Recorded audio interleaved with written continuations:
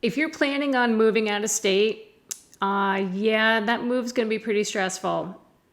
Yeah. So I've spoken to some friends who have made that trek where they've sold a house and packed up and moved even across country. So they shared with me some really good tips I wanted to share with you out there, all of you who are actually going to be making that move soon and relocating. You might want to stick around for this one. It's got some good stuff here. Let's get started. So moving, as we know, is stressful. Making a move across country or just to another state, a few states away, yeah, that's not easy.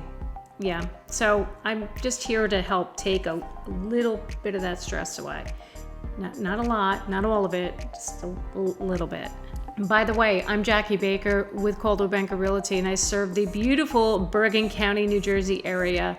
And I so appreciate you being here. And can you guys do me a really huge favor? Could you hit that like button? And then if you really like the content you see here, feel free to hit that subscribe button and that notification bell. I post videos here every Wednesday.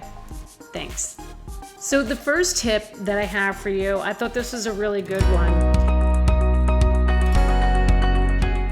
Get yourself a box and name it your parts box. So what parts are we putting in there? You're gonna put in tools, a hammer, screwdriver, screws, nails. If you have to disassemble furniture, such as the beds, you could put those parts in there. And you also wanna put cleaning supplies, paper towels, and toilet paper.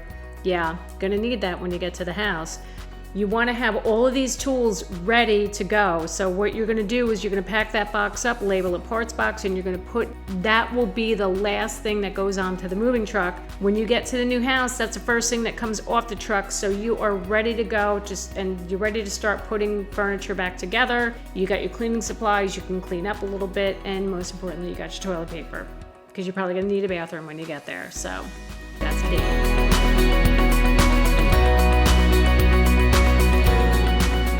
Another tip I have, plan way in advance with a moving company.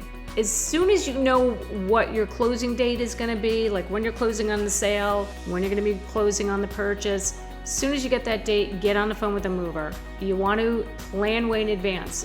There are certain times of the year that are really busy for movers.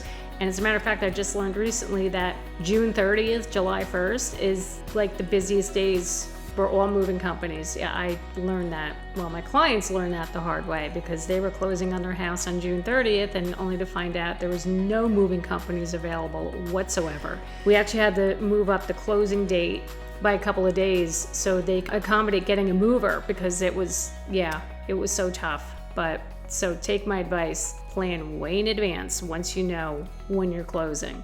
And listen, don't stress if for some reason the closing gets delayed, it doesn't happen. The moving companies will adjust the dates within a couple of days. They know this stuff happens all the time. So don't stress that, yeah, I'm closing this day, but what if it's delayed? Don't worry about that. The moving companies will tell you that when you're scheduling your date to move.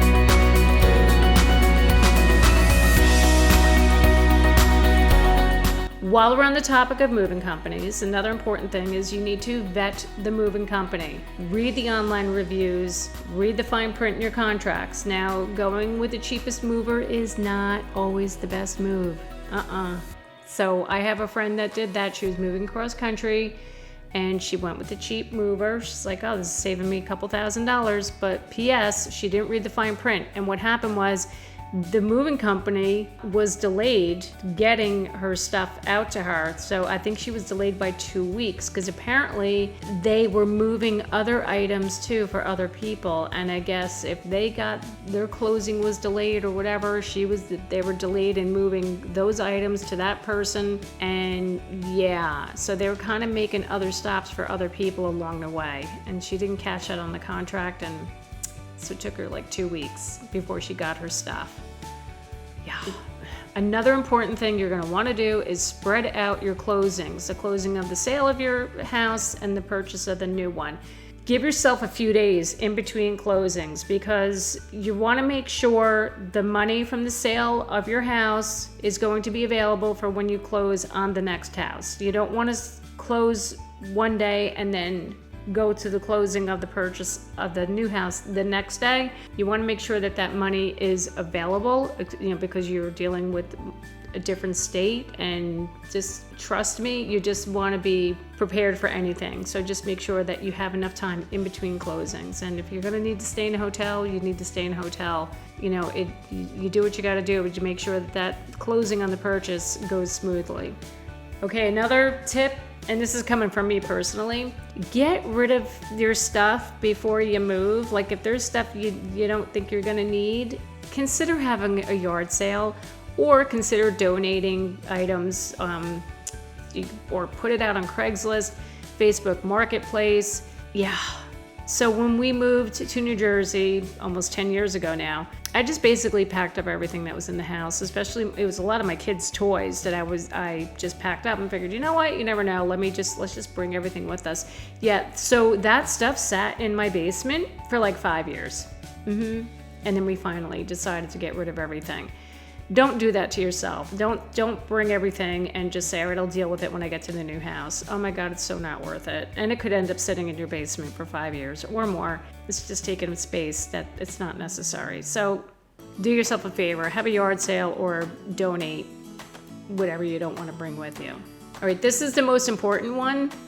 And I can thank my husband for this one. Yeah, he drove me nuts with this, but I owed him big time. And when it was all said and done, make sure you label everything on the boxes. And I think they actually make labels now where you could just buy like labels to put on the box of what is inside that box, and take inventory of everything that you have. You should even create a spreadsheet. Now, we didn't do this, although my husband's an accountant, we didn't do a spreadsheet, but he was adamant about making sure we put everything on the box, that write the name of the items on the box that was inside of that.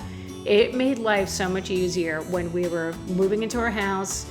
It was a box labeled bedroom, and it said what was in it, bedding, sheets, or books, lamps, whatever. It made life so much easier. It does take a little bit of time, and especially taking inventory and creating a spreadsheet, that does help. I've heard that from other people that they've done that. I would definitely consider doing that. A little time putting in will make your life so much easier on the other end when you're moving into your new house. So now you've gotten these tips about making your life easier and relocating. If you're thinking about selling, check this out right here. It's a playlist of really great videos about selling a home. I highly suggest you take a look at it if you're thinking about making a move. Thank you so much for watching me today. I am Jackie Baker with Coldwell Banker Realty, and I will see you next time.